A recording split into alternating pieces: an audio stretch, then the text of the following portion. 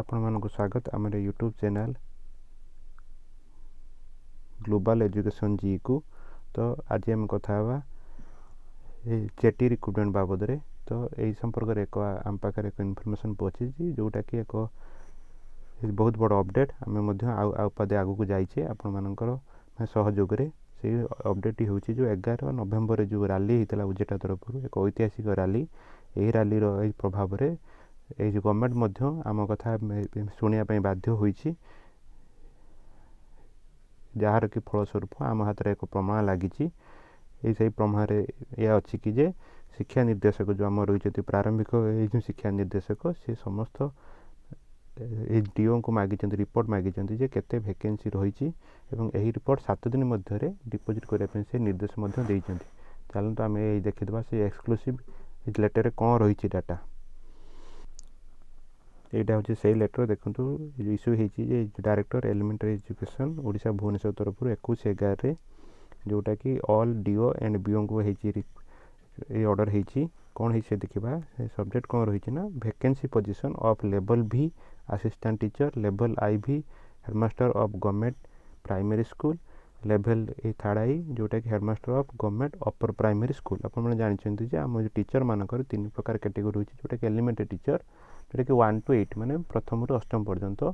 ଯେଉଁମାନେ ପ୍ରଥମେ ଯେଉଁମାନେ ରିକ୍ରୁଟମେଣ୍ଟ ପାଆନ୍ତି ତାଙ୍କୁ କୁହାଯାଏ SS ବା ଶିକ୍ଷା ସହାୟକ। ଏବେ ନାଁ ଚେଞ୍ଜ ହେଇକି ହେଇଯାଇଛି JTC, junior teacher contractual. After ଏଇ 3 ବର୍ଷ ପରେ ସେମାନେ ହେବେ JT ମାନେ ଓନ୍ଲି ଜୁନିୟର ଟିଚର। ତାପରେ ଏଇ 6 ବର୍ଷ ପରେ ସେମାନଙ୍କୁ ଏଇ ଲେଭଲ୍ ଭି ଆସିଷ୍ଟାଣ୍ଟ ଟିଚର କରାଯାଏ।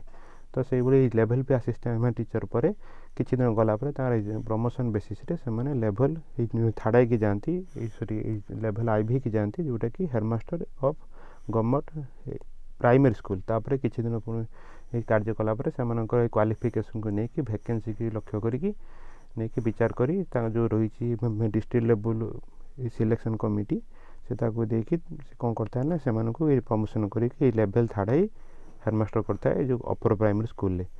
ଦେଖନ୍ତୁ ସେ କ'ଣ ରହିଛି ସେ ଲେଟର୍ ଦେଖନ୍ତୁ। Sir, I am directed to invite a reference on the subject ଏଇ ସିଟାର୍ଡ଼ and to request you submit the vacancy position of level V assistant teacher and level IV headmaster of government primary school, level 3rd I headmaster of government upper primary school up to 31st October 2019 of your district in the apparent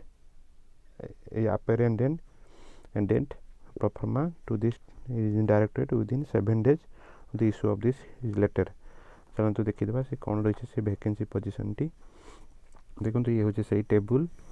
ଦେଖନ୍ତୁ ଏଥିରେ ବିଭିନ୍ନ ଡିଷ୍ଟ୍ରିକ୍ଟରେ କେତେ କ'ଣ ଏ sanction post ରହିଛି ଏବଂ vacancy କେତେ ଅଛି ତାହା ଯେହେତୁ ଗଭର୍ଣ୍ଣମେଣ୍ଟ ପାଖରେ ଜଣାନି, ସେ ଅନୁସାରେ ରିପୋର୍ଟ ମାଗିବା ପାଇଁ ସମସ୍ତଙ୍କୁ କୁହାଯାଇଛି। ତ ଦେଖନ୍ତୁ vacancy up to 31st October 2019। ଦେଖନ୍ତୁ ଟୋଟାଲ୍ ସାଙ୍କସନ୍ ପୋଷ୍ଟ ହେଉଛି ଲେଭେଲ୍ ଭିରେ, ଯେଉଁଟାକି ରେଗୁଲାର ଟିଚରମାନଙ୍କର ଟୋଟାଲ୍ ସାଙ୍କସନ୍ ପୋଷ୍ଟ ହେଉଛି ଅଲ୍ ଓଭର୍ ଓଡ଼ିଶାରେ 1,04,888।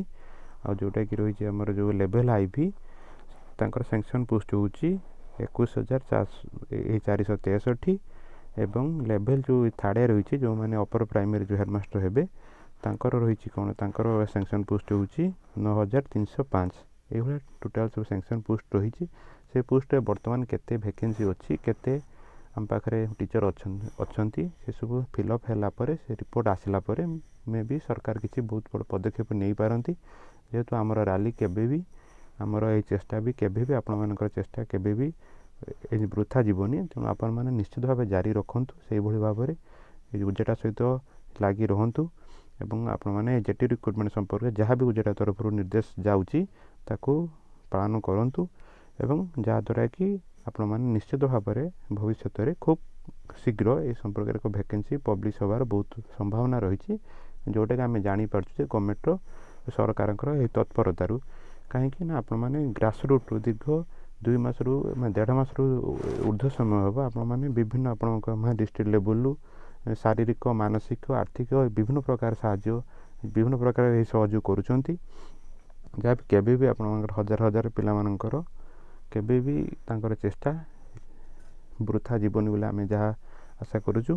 ଦେଖିବା କେବେ ସରକାର ଖୁବ୍ ଏ ସମ୍ପର୍କରେ ପଦକ୍ଷେପ ନେଉଛନ୍ତି। କିନ୍ତୁ ଯାହା ବି ହେଉ ବହୁତ ଖୁସିର କଥା ଯେ ସରକାର ଗୋଟେ ପରେ ଗୋଟେ ଷ୍ଟେପ୍ ନେଉଛନ୍ତି। ପ୍ରଥମେ ଯେତେବେଳେ ରାଲି କରାଗଲା, ତାପରେ ସେଦିନ ରାତିରେ ଯାହା ଉଜେଟା ତରଫରୁ ଯାହା ଆସିଥିଲା ପ୍ରେସ୍ ରିଲିଜ୍ ଯେ ସେଦିନ ରାତିରେ ଉଜେଟାର ଏକ ଟିମ୍ ଯାଇକି ମନ୍ତ୍ରୀଙ୍କୁ ଭେଟିଥିଲା।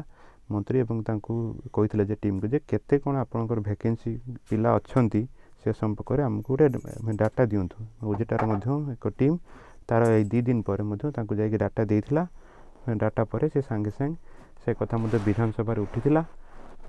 ବିଧାନସଭାରେ ମଧ୍ୟ ଏ କ୍ୱେଶ୍ଚନ୍ ଆୱାର ଆସିଥିଲା ଯେ କେତେ କ'ଣ ପିଲା ଭ୍ୟାକେନ୍ସି ଅଛନ୍ତି କ'ଣ ଆପଣମାନେ ସବୁ ଦେଖିଛନ୍ତି ଡିଟେଲ୍ସ ସେ ସମ୍ପର୍କରେ।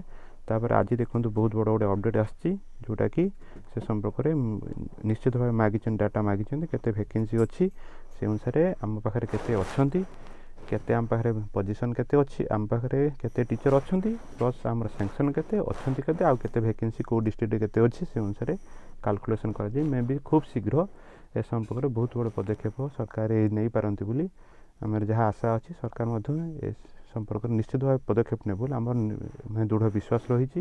ତ ସେଇଭଳି ଭାବରେ ଆପଣମାନେ ମଧ୍ୟ ଆପଣଙ୍କର ଚେଷ୍ଟା ଜାରି ରଖନ୍ତୁ, ଯେଉଁଦ୍ୱାରା କି ଯାହାକି ଯେଉଁ 29 ନଭେମ୍ବର ହେବା ପାଇଁ ଯାଉଛି ଏକ ମହାରାଲି, ସେଥିରେ ମଧ୍ୟ ଆପଣମାନେ ସମସ୍ତେ ଯୋଗ ଦିଅନ୍ତୁ, ଯାହାଦ୍ୱାରା ଆମେ ଆମର ମିଶନକୁ ସକ୍ସେସ୍ କରିପାରିବା।